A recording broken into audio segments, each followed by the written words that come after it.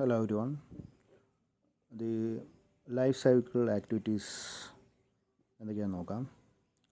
It is a well-defined structured sequence of stages in software engineering to develop the intended software project. That is, in short, life cycle activitiesനെ നമുക്ക് ഇങ്ങനെ define ചെയ്യാം. That is SDLC activitiesനെ as a well-defined structured sequence of stages. That is a structured sequence of stages in software engineering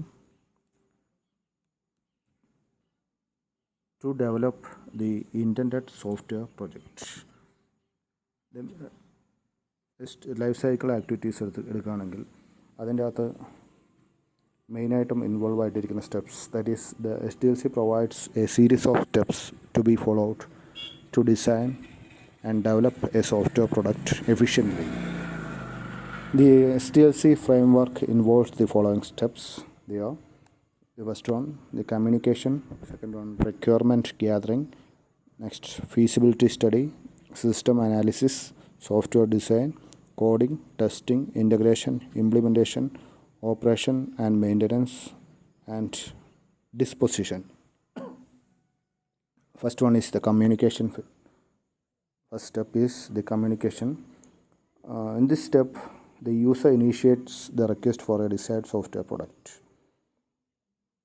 He contacts the service provider and tries to negotiate the terms. He submits his request to the service providing organization in writing. That is, the user software service provider communicate ചെയ്യാണ് that he is in need of a particular software. അതാണ് SDLC's first step എന്ന് പറഞ്ഞിട്ടുണ്ടെങ്കിൽ.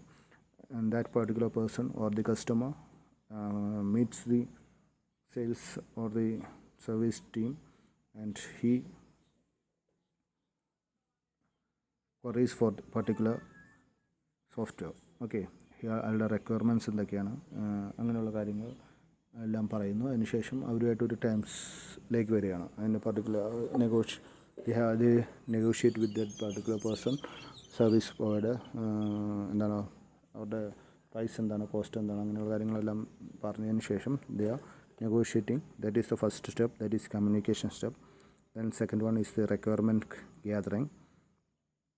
This step onwards, the software development team works to carry on the project. The requirements are contemplated and segregated into the user requirements, system requirements, and functional requirements. The requirements are collected using a number of practices as studying the existing system, conducting interviews of users, referring to the database, collecting answers and questionnaires. Next one is feasibility study. At this step, the team analyzes if a software can be made to fulfill all requirements of the user and if there is any possibility of the software being no more useful. Feasibility study or the third step എന്ന് പറയുന്ന സമയത്ത് ഒരു already എന്താണ് ഈ ഒരു software കൊണ്ട് എന്തെങ്കിലും use that particular person അല്ലെങ്കിൽ കസ്റ്റമേഴ്സിന് എന്താണ് ഇതുകൊണ്ട് യൂസ് ഉണ്ടോ, അല്ലെങ്കിൽ ക്ലയൻറ്റിന് ഈ ഒരു സോഫ്റ്റ്വെയർ കൊണ്ട് യൂസ് ഉണ്ടോ, അല്ലെങ്കിൽ ഇത് ജസ്റ്റ് എന്താണ് യൂസ്ലെസ് ആയിട്ടുള്ളൊരു പ്രൊഡക്റ്റാണോ എന്നുള്ളത് ചെക്ക് ചെയ്യുന്ന ഒരു ഫേസാണ് ഫീസിബിലിറ്റി സ്റ്റഡി ഫേസ് എന്ന് പറയുന്നത്. Okay, next one is system analysis. System analysis includes understanding of software products, limitations, learning system, related problems or changes to be done in existing system, beforehand identifying and addressing the impact of a product on organization and personnel, etc. So നമ്മുടെ already develop ചെയ്ത സിസ്റ്റത്തിൻ്റെ limitations എന്തൊക്കെയാണ്, അതിൻ്റെ capabilities എന്താണ്, ഇങ്ങനെയുള്ള കാര്യങ്ങളാണ് system analysis ഫേസിൽ നമ്മൾ ചെക്ക് ചെയ്യുന്നത്. Next one is software design. The inputs from the user and information gathered in requirement gathering phase are the inputs of this step. The output of this step comes in form of two designs: logical design and physical design. Engineers produce metadata and data dictionaries. യൂസറിൻ്റെ കയ്യിൽ നിന്നും മറ്റും കിട്ടിയ information gather ചെയ്യുന്നു, അത് എങ്ങനെ ഔട്ട്പുട്ടായിട്ട് തിരികെ present ചെയ്യാമെന്നുള്ള കാര്യങ്ങളാണ് software ഡിസൈനിൽ നമ്മൾ നോക്കുന്നത്. Next one is coding. This step is also known as programming phase.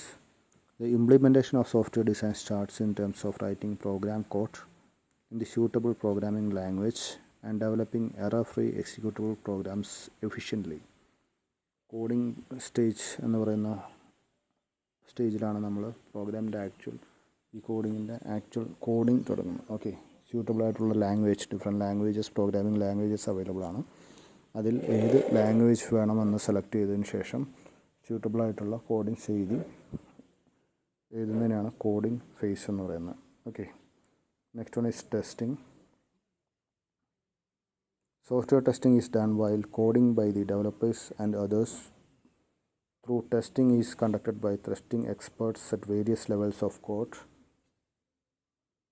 such as module testing, program testing, product testing, in-house testing, testing the product at user end. Okay, testing ഫേസിലാണ് different kinds of testings നടത്തുന്നത്.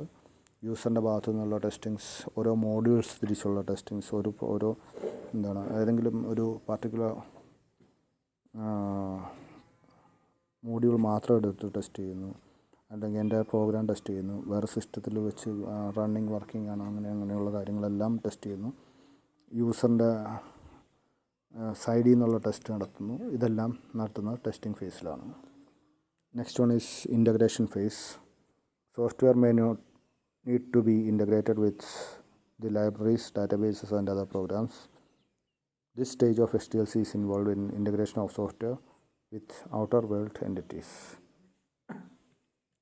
Already developed ചെയ്ത system, അതിന് available ആയിട്ടുള്ള ആ system work ചെയ്യാൻ എന്തെങ്കിലും additional plugins വേണം, അല്ലെങ്കിൽ അഡീഷണൽ ലൈബ്രറീസോ ഡാറ്റാബേസസ് അങ്ങനെ എന്തെങ്കിലും വേണമെങ്കിൽ നമ്മൾ ആഡ് ചെയ്യുന്നൊരു ഫേസാണ് ഇൻ്റഗ്രേഷൻ ഫേസ് എന്ന് പറഞ്ഞിട്ടുണ്ടെങ്കിൽ. Okay, additional requirements needed to run the program are implemented added to this software in this face.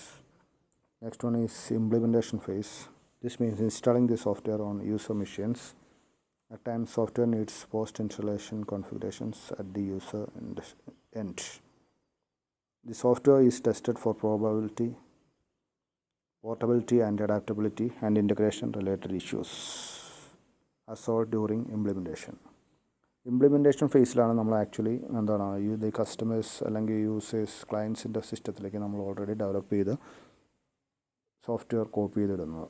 ആ സമയത്താണ് നമ്മൾ ബാക്കിയുള്ള കാര്യങ്ങളെല്ലാം ചെക്ക് ചെയ്യുന്നത്. That is the system is portable or not എന്നുള്ള കാര്യം. അടുത്ത സ്റ്റേജാണ് the operations and maintenance face.